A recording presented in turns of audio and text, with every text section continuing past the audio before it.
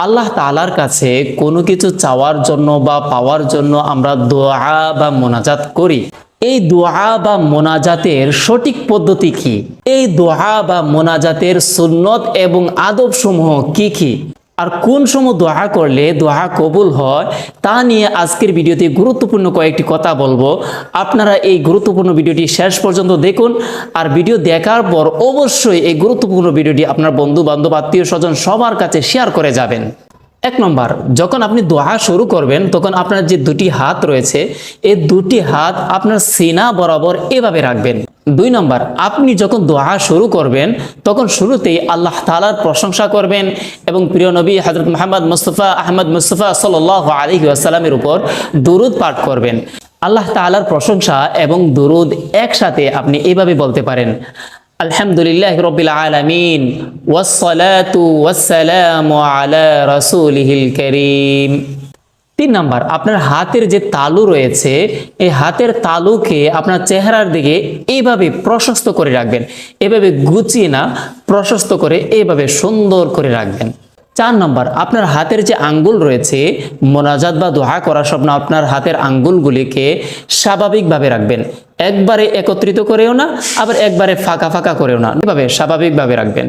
পাঁচ নম্বর, আপনার দুই হাতের মাঝখানে স্বাভাবিক ফাঁকা রাখবেন, কিছু ফাঁকা রাখবেন, একবারে বেশি ফাঁকা না, আবার এভাবে হাত উপরে উঠিও না, নর্মাল করে সিনা বরাবর রাখবেন। আপনার হাতের মাঝখানে স্বাভাবিক অল্প ফাঁকা রাখবেন।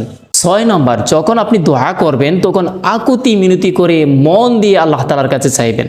এদিক সেদিক তাকিয়ে, হ্যাঁ আল্লাহ আমি এটা চাই, হ্যাঁ আল্লাহ তুমি আমার ক্ষমা করে দাও, আল্লাহ আল্লাহ এভাবে মানে চুলকাইতেছেন কি এদিক সেদিক তাকাইতেছেন, এভাবে দোয়া হতে পারে না। আপনার মন থেকে হাতগুলো এভাবে রেখে আল্লাহ আল্লাহ তুমি আমাকে ক্ষমা করে দাও, আল্লাহ চোখের পানি চেড়ে চেড়ে আকুতি মিনতি করে আল্লাহ তাআলার কাছে চাইতে হবে। সাত নম্বর, যে বিষয়ে আপনি আল্লাহ তাআলার কাছে দোয়া করেন আল্লাহ তাআলার প্রতি দৃঢ় বিশ্বাস থাকতে হবে যে ইনশাআল্লাহ আল্লাহ তাআলা আমার দোয়া কবুল করবেন। আর দোয়া কবুল করার মতো আপনাকে দোয়া করতে হবে। এভাবে দোয়া হতে পারে না যে আমি দোয়া করলাম আল্লাহ হয়তো কবুল করবে, নাও করতে পারে, এরকম কোনো দোয়া হতে পারে না। আপনার বিশ্বাস থাকতে হবে যে আল্লাহ তাআলা আপনার দোয়া কবুল করবেন, আর সেভাবেই আপনাকে দোয়া করতে হবে। আট নম্বর, আপনি যখন আল্লাহ তাআলার কাছে দোয়া করবেন, কোনো কিছু চাইবেন, তখন নিঃশব্দে আস্তে আস্তে দোয়া করবেন। আল্লাহ আমাকে দান করো, হে আল্লাহ আমাকে মাফ করো, ক্ষমা করো, এভাবে আস্তে আস্তে। চিল্লাইয়া ফাটাইয়া কোনো দোয়া হতে পারে না। তবে যখন আপনি সম্মিলিতভাবে দোয়া করবেন তখন আপনাকে খেয়াল রাখতে হবে আপনার পাশে যেন কোনো নামাজি ব্যক্তি না থাকে।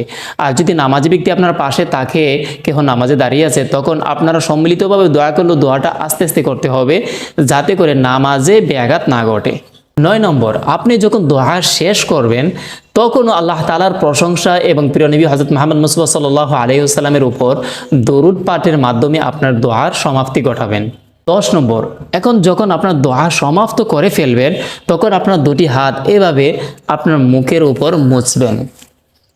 এখন আমরা জানবো কোন সময় দোয়া করলে দোয়া আল্লাহ তাআলার দরবারে কবুল হয়।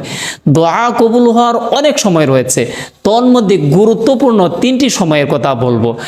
এক নম্বর, যে কোনো ফরজ আমলের পর যখন আপনি দোয়া করবেন আল্লাহ তাআলা সেই দোয়া ইনশাআল্লাহ কবুল করবেন। এই জন্য প্রতিদিন 5 ওয়াক্ত ফরজ নামাজের সালাম ফিরানোর পর আপনি আল্লাহ তাআলার কাছে আকুতি মিনতি করে চাইবেন, ইনশাআল্লাহ আল্লাহ তাআলা আপনার চাওয়া কবুল করে নেবেন। দোয়া কবুল হওয়ার 2 নম্বর সময়টি হলো আসরের পর থেকে নিয়ে মাগরিবের আগ পর্যন্ত। এই আসরের পর থেকে মাগরিবের আগ পর্যন্ত আপনি আল্লাহ তাআলার জিকিরে মশগুল থাকবেন। আর তখন আল্লাহ তাআলার কাছে আপনি যাই চাইবেন ইনশাআল্লাহ আল্লাহ তাআলা আপনার দোয়া, আপনার নেক দোয়া আল্লাহ তাআলা কবুল করে নেবেন। দোয়া কবুল হওয়ার 3 নম্বর সময়টি গুরুত্বপূর্ণ, কারণ ওই সময় আল্লাহ তাআলা জমিনের আসমানে এসে বলেন, হে আমার বান্দা তোমরা কে আছো, আমার কাছে চাও, আমি তোমাদের চাওয়া কবুল করব, আমার কাছে দোয়া করো, আমার কাছে প্রার্থনা করো, আমি তোমাদের প্রার্থনা ফিরিয়ে দিব না। আর সেই সময়টি হলো গভীর রাতে মানুষ যখন ঘুমিয়ে থাকে, বিশেষ করে শেষ রাতে মানুষ যখন ঘুমিয়ে থাকে, তখন আপনি ঘুম থেকে উঠবেন, উঠে তাহাজ্জুদের নামাজ আদায় করবেন। তাহাজ্জুদের নামাজ আদায় করার পর দুটি হাত উঠিয়ে আল্লাহ তাআলার কাছে আহাজারি করবেন, আল্লাহ তাআলার কাছে আকুতি মিনতি করে চোখের পানি ছেড়ে ছেড়ে চাইবেন। ইনশাআল্লাহ ওই তাহাজ্জুদের নামাজের পরের দোয়া, শেষ রাতের দোয়া আল্লাহ তাআলা কখনোই ফিরিয়ে দিবেন না। ইনশাআল্লাহ আল্লাহ তাআলা আপনার নেক দোয়াগুলা কবুল করে নেবেন। আশা করি বুঝতে পেরেছেন। এবার ভিডিওটি শেয়ার করে দিন।